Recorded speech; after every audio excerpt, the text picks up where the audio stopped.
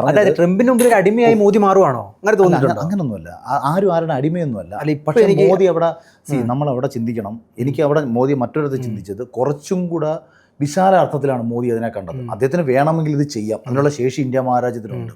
ഞാനും കുറച്ചും കൂടെ സംയമനത്തോടു കൂടി അത്തരം വിഷയങ്ങളെക്കുറിച്ച് ശരിയാണ്. നമ്മളിപ്പോൾ ഇറാനും അവിടെ അമേരിക്കൻ തമ്മിൽ ഇസ്രായേലും തമ്മിൽ യുദ്ധം നടക്കുന്നു. അവിടെ ബുദ്ധിമുട്ടിലായി.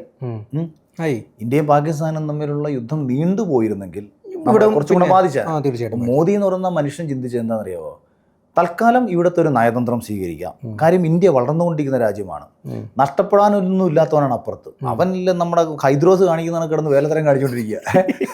അപ്പോൾ നഷ്ടപ്പെടാനൊന്നുമില്ലാത്ത ഹൈദ്രോസിനെ അടിക്കാൻ പോകുന്നതിനെക്കാട്ടി നല്ലത് കിരിക്കാരനെ അടിക്കുന്നത്. അപ്പോൾ അവരെ വിട്ടേക്കാം. അപ്പം നമ്മുടെ രാജ്യത്തെ ജനതയ്ക്ക് കുറച്ചും കൂടെ ജനക്ഷേമം ഇപ്പോഴത്തെ പദ്ധതികളൊക്കെ ഫലപ്രദമായിട്ട് മുന്നോട്ട് പോകട്ടെ എന്നുള്ള ചിന്തയാകാം.